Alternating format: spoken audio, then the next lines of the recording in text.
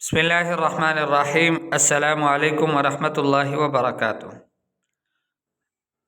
جمع المؤنث السالم، آج کا ہمارا سبق جمع مؤنث سالم سے متعلق ہے۔ اس سے پہلے ہم نے تفصیل سے جمع مذکر سالم کو پڑھا، ملحق بجمع مذکر سالم کو بھی پڑھا، پھر اس پر تطبیقات بھی پڑھ لیے۔ آج کے سبق میں ہم جمع مؤنث سالم پڑھتے ہیں۔ تو جمع مؤنث سالم، اس کی تعریف کیا ہے؟ ہوا ما دل علی اکثر من اثنتین، دو سے زیادہ مؤنث چیزوں پر دلالت کرے، بزیادت الف و تاء، آخر میں الف اور تا بڑھا کر۔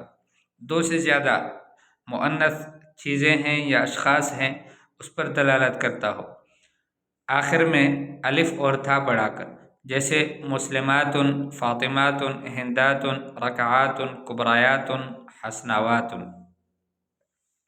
تو یہ آپ کے سامنے ہے کہ مسلمات، فاطمات، ہندات، رکعات، مسلمتن تھا، آخر میں الف اور تا بڑھایا گیا، مسلمات بن گیا۔ فاطمتن تھا، آخر میں الف اور تا بڑھایا گیا تو فاطمات بن گیا۔ تو یہ سارے جمع مؤنث سالم ہیں، اور سالم اس لیے ہے کہ اس میں مفرد کی بنا موجود ہے، ٹھیک ہے، اس میں کوئی تکسیر نہیں ہوئی، اس کو توڑا نہیں گیا۔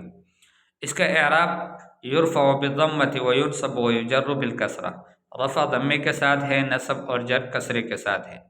مرفوع کی مثال قولہ تعالی اذا جاءک المؤمنات، جب آپ کے پاس مومن عورتیں آئی، تو المؤمنات یہ فاعل ہے، مرفوع ہے، وعلامۃ رفعہ الضمہ۔ مثال منصوب کی مثال قولہ تعالی اذا نکحتم المؤمنات، تو المؤمنات یہ مفعول بہ ہے، منصوب ہے، اور نصب کی علامت کسرہ ہے لأنہ جمع مؤنث سالم۔ مجرور کی مثال قولہ تعالی وقل للمؤمنات یغضضن من ابصارہن، المؤمنات یہ اسم ہے، مجرور ہے لام حرف جر کے ساتھ، وعلامت جرہ الکسرہ، اور جر کی علامت کسرہ ہے۔ تنبیہ لیس من جمع المؤنث السالم نحو ابیات، اصوات، اوقات، اموات، اقوات۔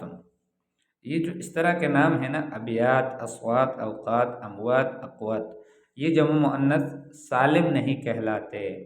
کیوں؟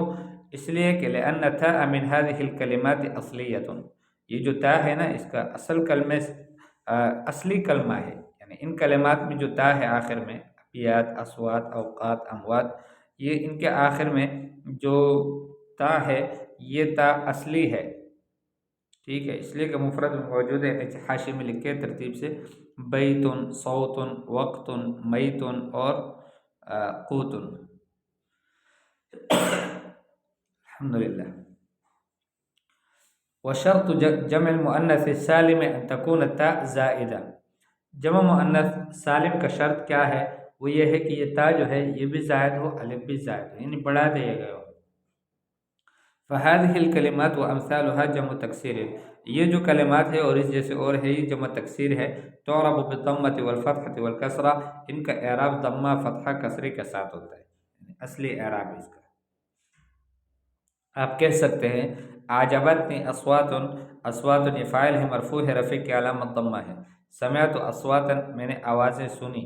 اعجبتنی اصوات، مجھے کچھ آوازیں اچھی لگی۔ سمعت اصواتا، میں نے آوازیں سنی۔ اصواتا مفعول بہ ہے، منصوب ہے، نصب کی علامت فتحہ ہے۔ تعلمت من اصوات، مجھے درد ہوا آوازوں سے، یعنی مجھے بہت تکلیف ہوئی۔ اصوات یہ اسم ہے، مجرور ہے من حرف جر کی وجہ سے، وعلامت جرہ الکسرہ، اور جر کی علامت کسرہ ہے۔ ومن ذلك، اور اسی سے قولہ تعالی وقدر فیها اقواتها، اقوات مفعول بہ ہے، منصوب ہے، نصب کی علامت فتحہ ہے۔ وقولہ تعالی لا ترفعوا اصواتکم فوق صوت النبی، اصوات مفعول بہ ہے، منصوب ہے، نصب کی علامت فتحہ ہے۔ قولہ تعالی وکنتم امواتا فاحیاکم، امواتا یہ خبر ہے، کانا کا منصوب ہے، اور نصب کی علامت فتحہ ہے۔